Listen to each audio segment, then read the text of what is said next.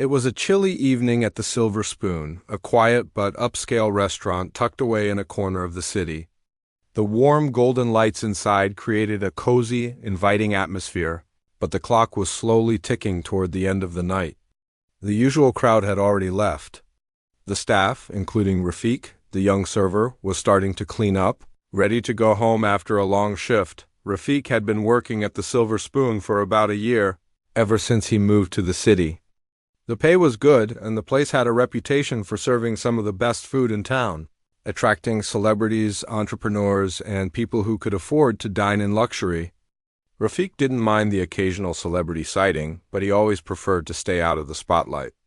As long as he could do his job well and stay out of trouble, that was enough for him. Tonight, however, was different. The door opened with a soft chime, and a man stepped in. Rafik glanced up. The man was tall, with a strong build, and he was wearing a sleek black suit that seemed to have been made for someone with a lot of money. His eyes were hidden behind dark sunglasses, and his expression was unreadable. He had the kind of presence that made people pause when they saw him. The staff exchanged nervous glances. They all knew who this was, Mr. Victor Lawrence, one of the wealthiest and most well-known entrepreneurs in the country. He was a regular at high-end places like this, and his reputation preceded him. Rumors about his business dealings were the stuff of legend. Some said he could make millions with a single phone call. Others claimed he was ruthless in his pursuit of success. Whatever the truth was, no one could deny that he was a force to be reckoned with. Rafik swallowed hard. He had never served someone like Mr. Lawrence before.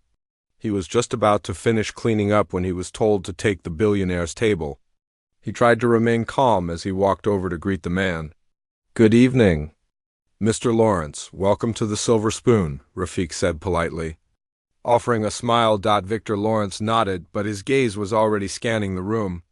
"I'll have a seat near the window," he said in a voice that was calm yet commanding. Rafik nodded and led the way to a table that had a perfect view of the city skyline.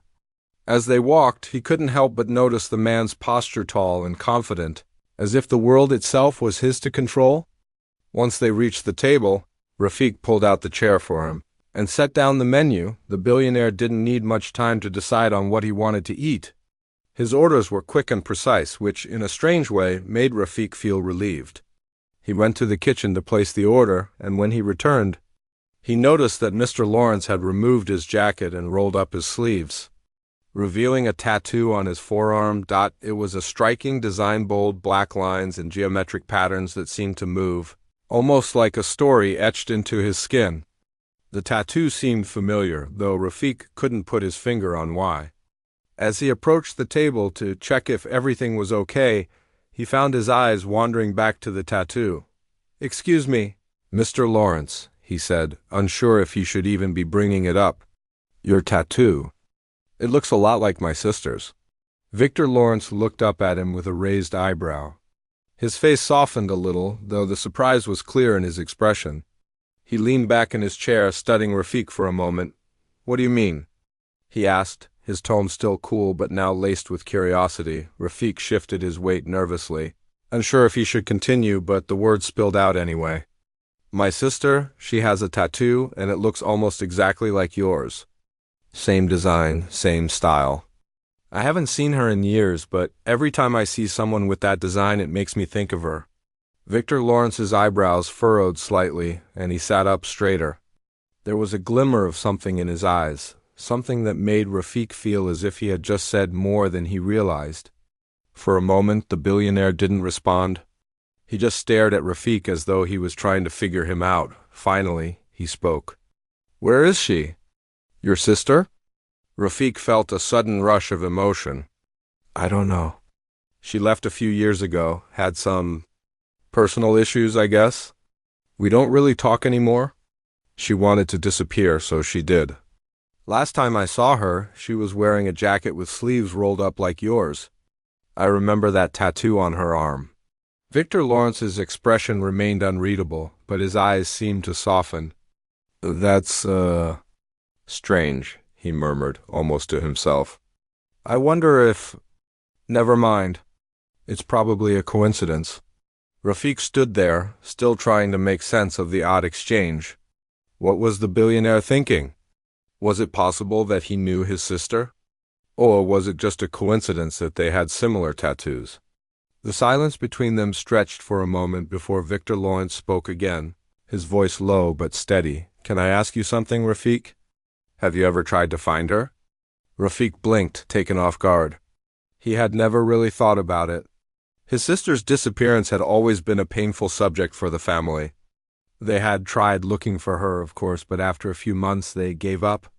There had been no sign of her, no contact, nothing. He'd assumed she wanted to be left alone, and for a while he had accepted it, but now, with this strange connection to a billionaire he had never met before, Rafik felt something stir inside him. Maybe it wasn't too late to find her. Maybe, just maybe, there was a way to bring her home. I've tried, Rafik said quietly, but I haven't been able to find any leads. She's just gone. Victor Lawrence nodded slowly. He didn't seem surprised by Rafik's answer, but he was still deep in thought. I think I might be able to help you, he said after a long pause. Rafik's eyes widened. Help me? How?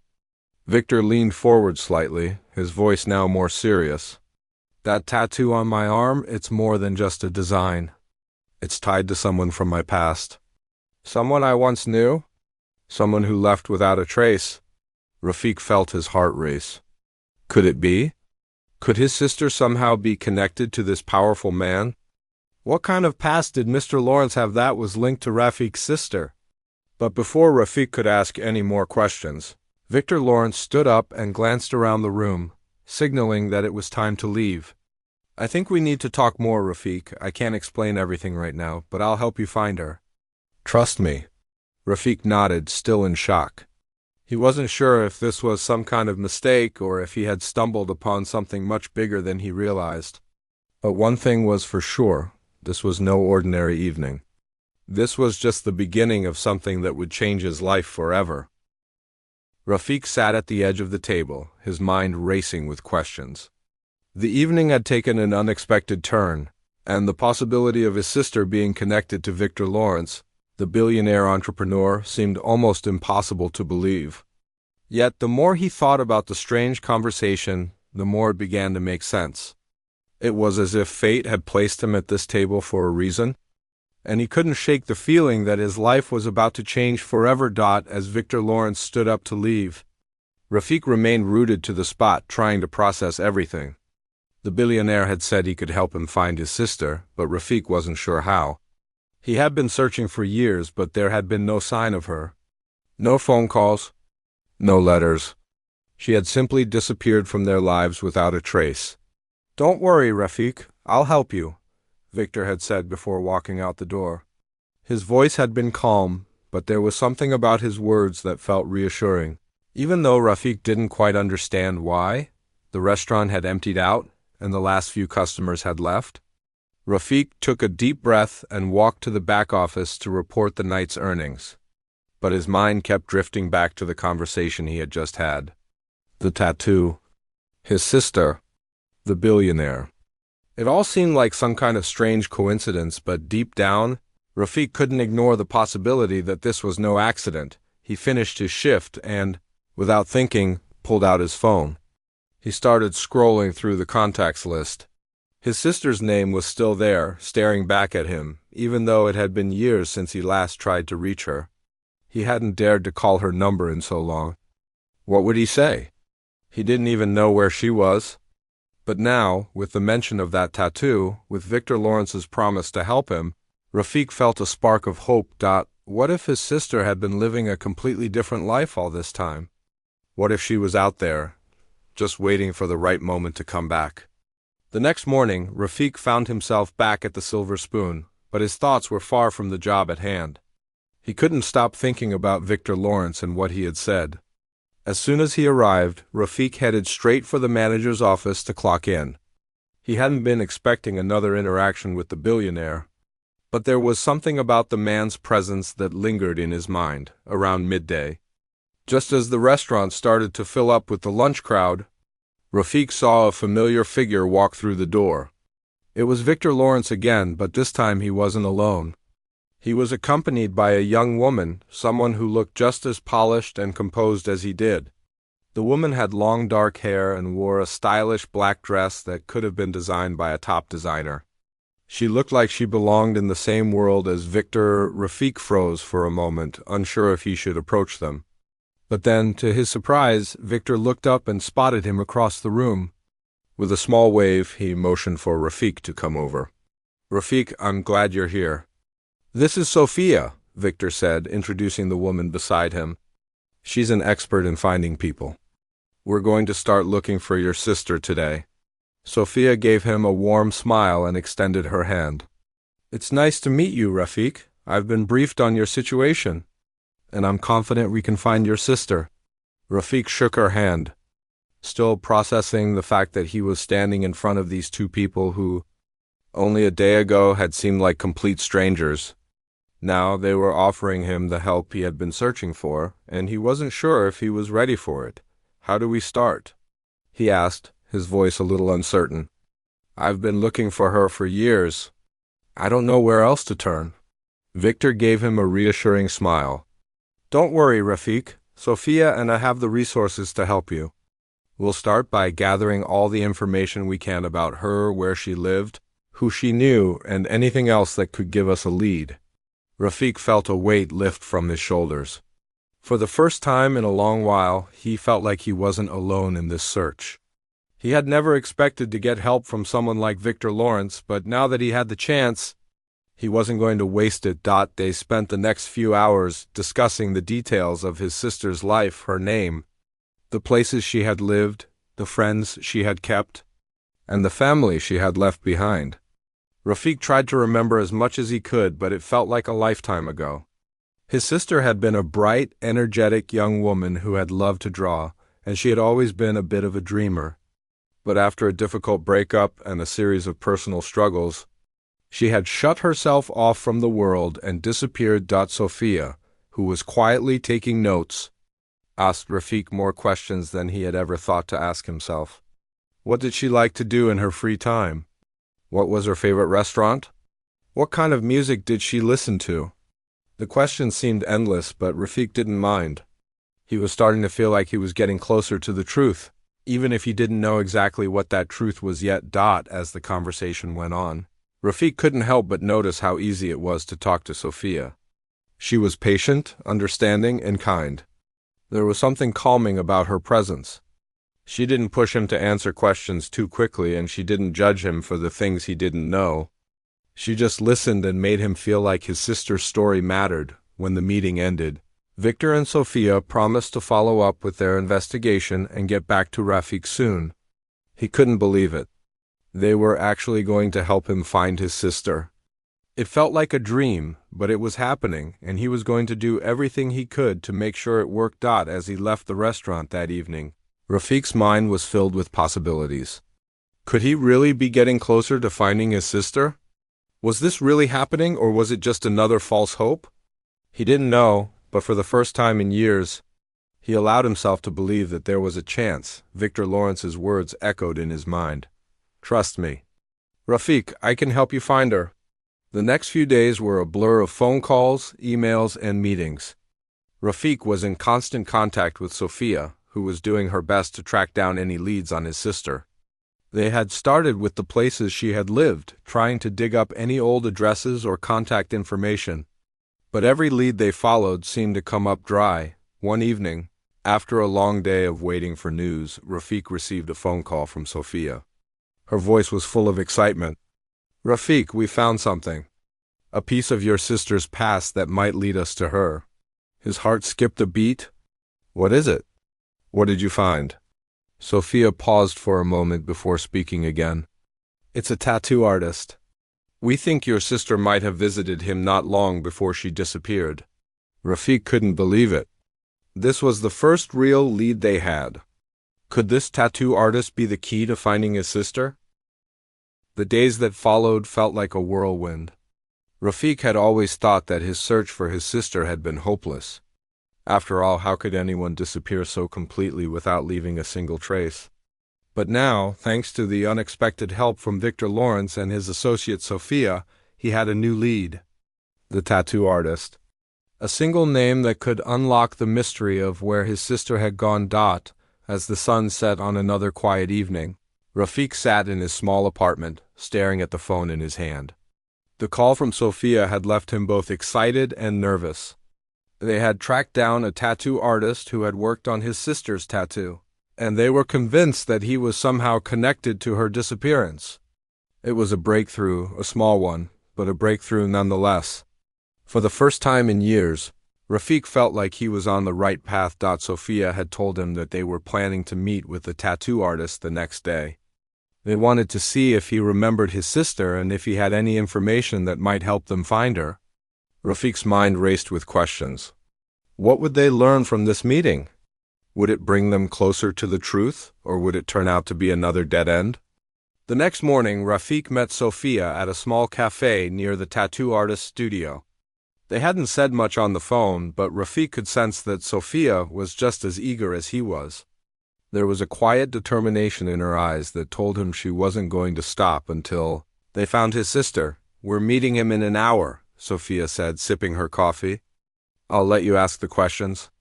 "This is your search, Rafik. I'm just here to help you get the answers." Rafik nodded, feeling a mix of gratitude and pressure. He didn't want to waste this opportunity. If there was any chance of finding his sister, he had to make sure they didn't miss it. They arrived at the tattoo studio a little before noon. The building was old, with peeling paint and a faded sign above the door. It wasn't a fancy place like he had imagined, but something about the rough, worn-out exterior felt fitting. This was the kind of place his sister might have come to, a place where she could get lost, where no one would judge her for her past. Inside, the studio smelled like ink and disinfectant. The walls were covered in colorful tattoos and sketches, showcasing the work of the artists. It was clear that this place had its regulars, people who trusted these artists to mark their skin with something meaningful. Rafik felt a chill run down his spine as he looked at the tattoos on the walls.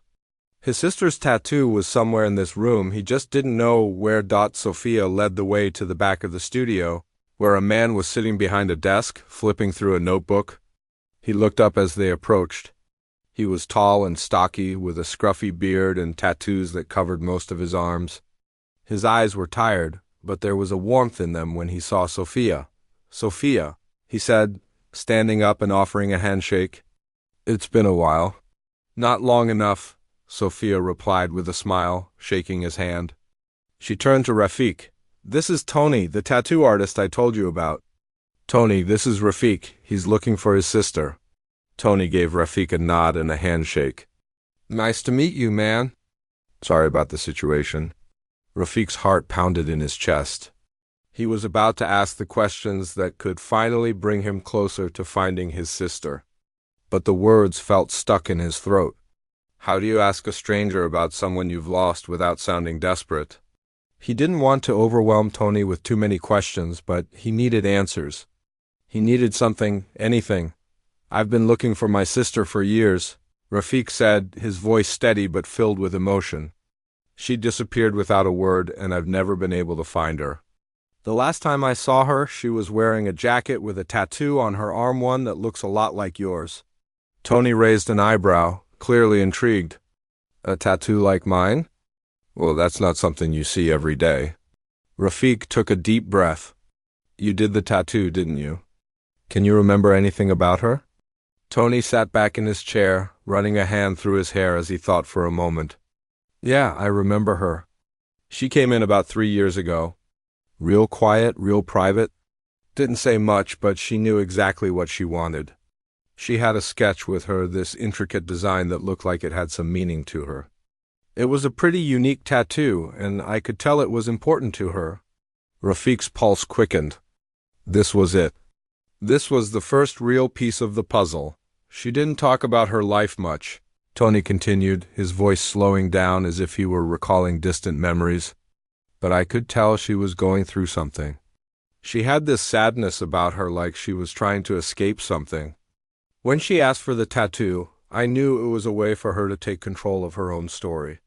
She was marking herself, taking ownership of her pain." Rafik listened carefully, his heart aching for his sister. He could picture her in his mind, standing there in that studio, just as Tony had described, quiet, closed off, but determined. He didn't know what had happened to her, but he could feel it now more than ever. She had been fighting something, trying to escape her past, just like he had suspected. What happened after that? Rafik asked, his voice barely above a whisper. Tony shifted in his seat, looking uncomfortable. After she got the tattoo, she was gone? She didn't stay in touch, didn't ask for any follow-ups.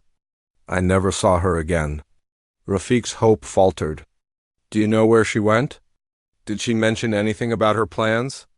Tony shook his head slowly. No, she didn't really talk about where she was from or where she was going, but there was something else. Rafik leaned in, eager for any clue that could help him find his sister. I don't normally share this, Tony said, glancing at Sophia as if asking for permission.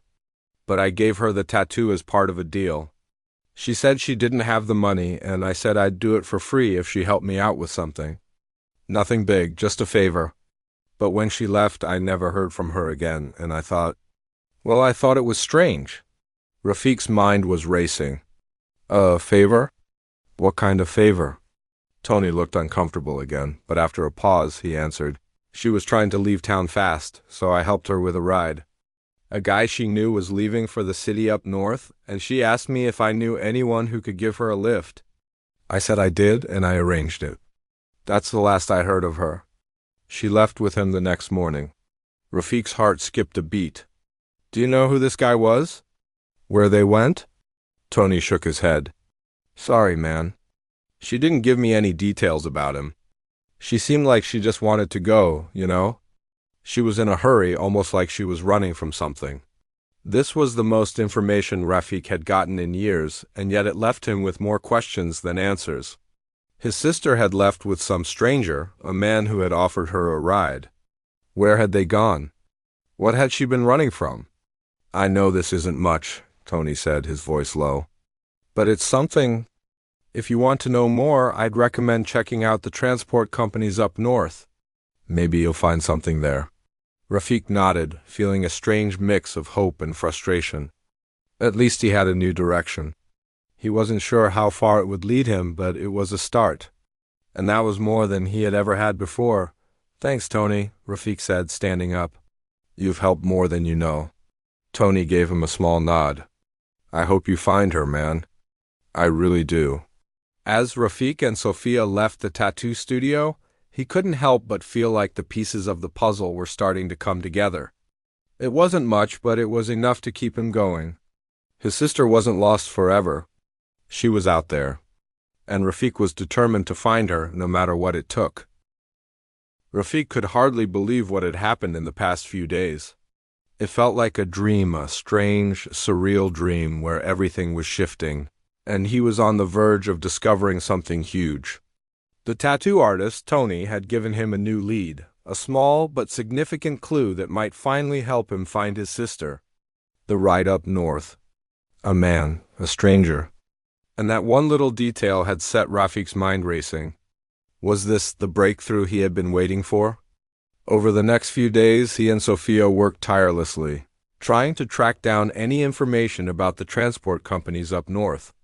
They searched for any mention of a woman who might have traveled with a man, asking around at bus stations, looking through old records, and calling anyone who might know something. But after a week of running into dead ends, Rafik's hope was starting to fade. It wasn't that he had given up on finding his sister. No, it was more like the weight of the years of searching, of the endless questions with no answers, was starting to take a toll on him. He had almost accepted the idea that maybe he would never find her. She was gone, and maybe that was just how it was going to be, but then, just when Rafik was starting to lose faith, he got a call from Sophia. Rafik, I think we found something, Sophia said, her voice full of excitement. It's not much, but it's a start. Rafik's heart skipped a beat. What is it? What did you find? Sophia paused for a moment before speaking again. I've been going through old photos from the transport company's records, and I came across a name. One of their drivers mentioned a woman traveling north a few years ago. And guess what? There's a photo of her. Rafik's mind raced. A photo of my sister? Maybe, Sophia said. It's hard to say for sure, but it looks like her. I thought you should be the one to decide. Rafik barely managed to catch his breath. Could this be it? Could this be the moment when everything finally fell into place? His sister, after all this time, might be just a photograph away. He met Sophia the next day, eager to see the photo. They sat at a small cafe, the same one they had met at when they first started looking for his sister. Rafik's hands trembled as he waited for Sophia to pull out the photograph. He couldn't help it. He had spent so many years imagining what his sister might look like, now what she might have become, that seeing her face again, even in a photo, felt like a dream. Sophia slid the photograph across the table. Rafik looked down at it. His heart almost stopped. It was a picture of a woman standing in front of a bus, her suitcase in hand. She was wearing a dark jacket, and her face, though partially obscured by the shadow, had a familiar shape. Her eyes, those eyes, Rafik would recognize them anywhere. The curve of her jaw. The way her hair fell around her shoulders. It was his sister. He knew it. Rafik's breath caught in his throat. It's her, he whispered. That's her. It has to be? Sophia nodded. I thought so too. We don't know exactly where this photo was taken, but it's clear she was headed north, just like Tony said. Rafik's mind was spinning. This was the first real proof he had that his sister was alive. After all these years of uncertainty, of wondering if she had just disappeared into thin air, here she was. There was a chance, just a small one, that he could find her now. Do you think she's still up there? Rafik asked, his voice filled with hope. Sophia didn't answer right away. She seemed deep in thought, staring at the photograph as if trying to read the answers hidden within it. After a long pause, she said, I don't know. But I think we need to find out. This photo could be our best lead yet. Rafik nodded, his determination growing stronger. He wasn't going to let this opportunity slip through his fingers. He had spent too long searching for his sister to give up now. This was his chance. His only chance. Over the next few days, Rafik and Sophia focused all their efforts on tracking down the location of the photo. They contacted the transport company, asked around at bus stations, and even reached out to local authorities up north. The photo had been taken in a small town not far from the city, and they were able to narrow down the area where she had been. It wasn't much, but it was enough to give them a direction. Sophia arranged for them to visit the town. It was a small, quiet place surrounded by forests and hills, with only a few hundred people living there. Rafik wasn't sure what he expected, but he had always imagined his sister in some bustling city, far away from everything she had known. This quiet town felt like a different world entirely. When they arrived, Rafik felt a strange mix of emotions. Part of him was filled with excitement, the kind of hope that made his heart race. But another part of him, an uncertain, fearful part, wondered if he was setting himself up for more disappointment. What if his sister wasn't here anymore? What if this was just another wild goose chase? But there was no turning back now. Rafik had come too far to stop. They spent the day visiting local shops, talking to residents and showing them the photograph of the woman. Some people recognized her, others didn't. But slowly they started to piece together a picture of who she had been in this town. A few hours into their search, they arrived at a small cafe on the edge of town. The owner, an older woman named Mrs. Green, had seen the woman in the photo. She remembered her clearly, said she had been a regular customer at the cafe for a while. Rafik's heart leapt. It wasn't much, but it was a connection. His sister had been here. She had lived here for some time. She didn't stay long, Mrs. Green explained, her voice soft but clear. She always paid in cash, never stayed too long. Kept to herself mostly. But I remember her. She was a quiet one, always lost in thought. She mentioned something once about needing to get away from it all. Rafik leaned in, hanging on every word. Did she ever talk about where she was going? Who she was meeting? Mrs. Green shook her head. No, she was a private person. But I do remember her saying she was trying to start over. She wanted a fresh start, away from the city. It was a small revelation, but it meant the world to Rafik. His sister had been here. She had chosen this quiet town to escape to. That meant there was hope. She hadn't disappeared entirely. She had simply started a new life, just like Rafik had always suspected. As they left the cafe, Rafik felt a wave of relief wash over him. They were getting closer. Slowly but surely, the pieces were coming together. His sister had been here, and with each new piece of information, he was one step closer to finding her. That night, as Rafik lay in bed, he thought about everything that had happened so far. The tattoo, the photo, the small town. It was all starting to make sense. His sister had left, yes, but she hadn't left for good. She had gone looking for something that only she could find. And Rafik was determined to find it too. He wasn't going to stop until he brought her home. The following weeks passed in a blur. Rafik had come so far, yet the final step still felt out of reach.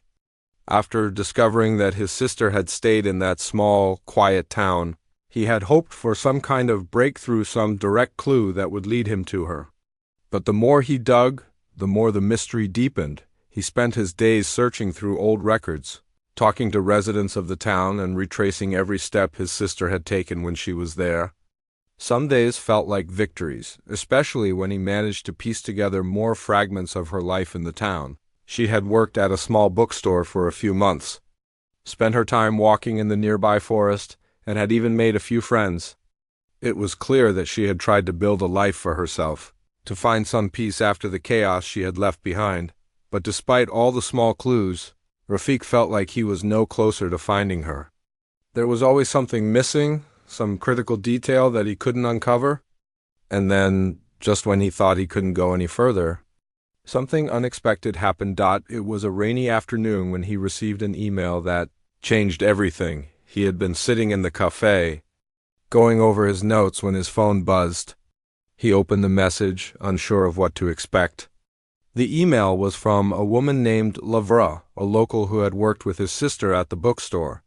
She mentioned that she had recently moved to a nearby town but had heard Rafik's name from someone she knew. Lavra wrote, "I remember your sister. She was a quiet but kind person. I knew her for a few months before she suddenly disappeared. I heard she went to a town up north, but I don't know where. I know it's been a long time, but if you're still looking for her, maybe I can help." Rafik's heart raced as he read the email. Could this be the breakthrough he had been waiting for? It wasn't a long message, but it was enough to spark a glimmer of hope. Lavra remembered his sister. She had known her, and she might know where she went after leaving the town. Rafik immediately replied, setting up a meeting with Lavra. He knew that this could be the final piece of the puzzle. 2 days later, they met at a quiet diner on the edge of town. Lavra was in her late 20s, with short dark hair and an easy smile. She looked calm, but Rafik could tell she was nervous. He had been so focused on finding his sister that he hadn't stopped to think about the people who might have known her before she left. They were all just as affected by her disappearance as he was. When they sat down, Rafik wasted no time. "Lavra, you said you knew her." "My sister? Can you tell me more about what happened? Where did she go? What happened to her?" Lavra hesitated for a moment, then spoke slowly, as if the words were difficult to form. "Your sister was a very private person. She kept to herself mostly. But she was also one of the kindest people I've ever met. She used to bring me coffee every morning at the bookstore. And I remember she talked about needing to leave, needing a fresh start. I didn't know much about her past, but I knew she had something heavy on her mind." Rafik listened intently, his mind racing. Could this be it? Was his sister ready to open up to someone, to share her pain, before she left? "She was afraid, you know," Lavra continued, her voice trembling. "I didn't ask her about it. I didn't want to push, but she said she had to go before it was too late. I never asked where she was going, but I gave her a place to stay when she needed it. After that, she was gone. Just like that."